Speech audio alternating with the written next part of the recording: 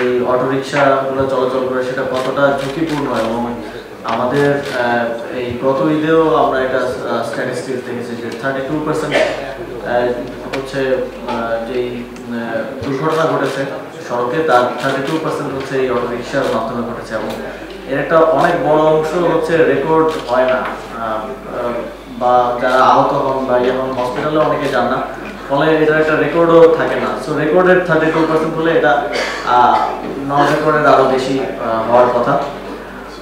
তো এই যেহেতু এটা অনেক বড় এবং কমপ্লিকেটেড টাস্ক, সো এটাতে কেউ হাত দিতে চায়নি স্বাভাবিকভাবেই, কারণ এখানে অনেকগুলো স্টেক হোল্ডার, অনেকগুলো বিষয়, অনেকগুলো কমপ্লিকেশনস আমরা ফেস করেছি বিগত 7-8 মাসে। যখন স্থানীয় সরকার বিভাগ থেকে উদ্যোগটা নেওয়া হয় তখনও আমরাও ভাবিনি যে এটা এত বেশি কমপ্লিকেটেড হবে। তবে আজকে বিশেষভাবে ধন্যবাদ দিতে চাই সকল স্টেক হোল্ডারদেরকে যারা আমাদেরকে সহযোগিতা করেছেন। এখানে স্বরাষ্ট্র মন্ত্রণালয়ে আমাদেরকে সর্বাত্মক সহযোগিতা করেছেন খোদাবক্স ভাই, এখানে ডিজিটাইজেশনের জন্য আমাদের অ্যাপ ডেভেলপ করা, ওয়েবসাইট ডেভেলপ করার দিক থেকে আমাদেরকে সর্বাত্মক সহযোগিতা করেছে তথ্য ও যোগাযোগ প্রযুক্তি মন্ত্রণালয়ের ফয়সাল ভাই এখানে আছেন।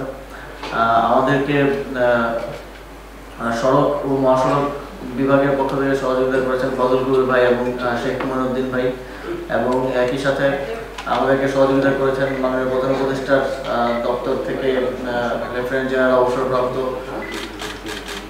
আব্দুল হাফিজ ভাই, এবং একই সাথে আমাদের মন্ত্রণালয় আইন শাখা তারা এই সময়ের মধ্যে আইন সংশোধন এবং একটা প্রবিধান মালা তৈরি করা, সকল স্টেকহোল্ডারদের সাথে কথা বলে সবাই খুব দ্রুততার সাথে এবং স্পৃহার সাথে কাজ করেছে বলে আমি বলবো যে এই সময়টা খুব কম সময় একদম বাস্তবায়নে আমরা প্রথম স্টেপে চলে এসেছি।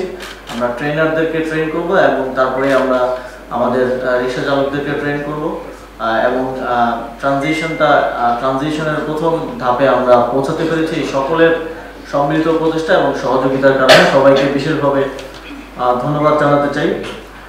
স্ট্র্যাটেজি নির্ধারণে খোদাবক্স ভাই অনেক টাইম দিয়েছেন এবং আমাদেরকে বারবার একসাথে করা এবং কাজগুলো ফলো আপ করা। তিনি আজকে যদিও আসতে পারেননি, তাকেও বিশেষভাবে ধন্যবাদ জানাতে চাই।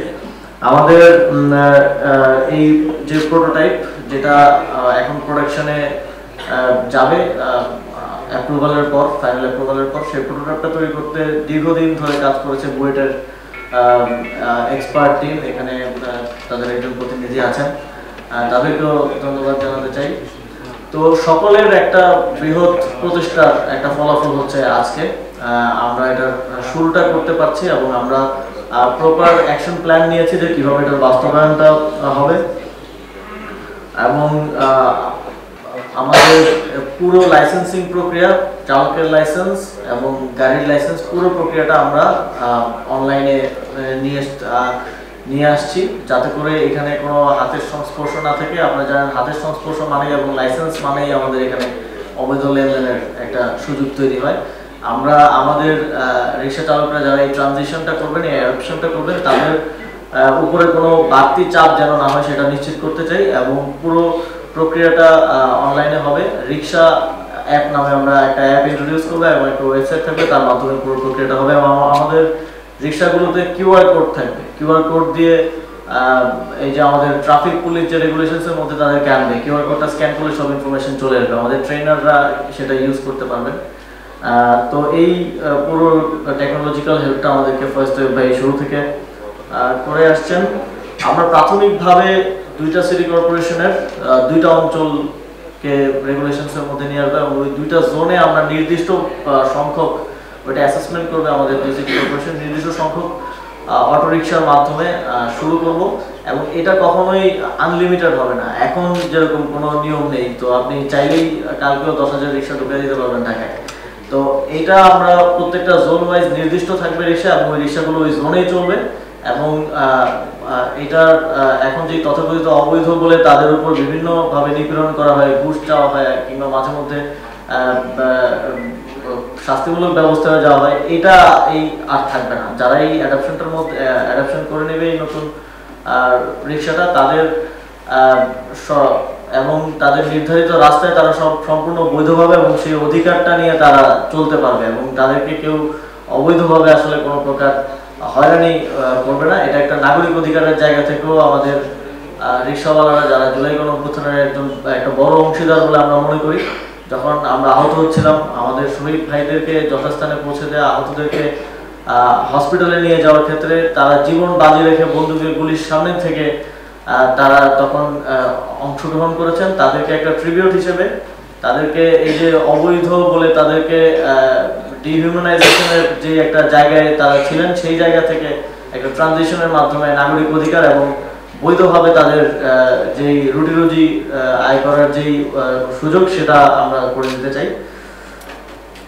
আর দুই সিটির যে দুইটা অঞ্চলের কথা বলছিলাম, অঞ্চল 1 দুই সিটিরই ঢাকা দক্ষিণ সিটি কর্পোরেশনের অধীনে পল্টন এবং ধানমন্ডি অঞ্চল, এবং উত্তর সিটি কর্পোরেশনের অধীনে উত্তরা, এই দুইটা অঞ্চলকে দিয়ে আমরা আমাদের কাজটা শুরু করব।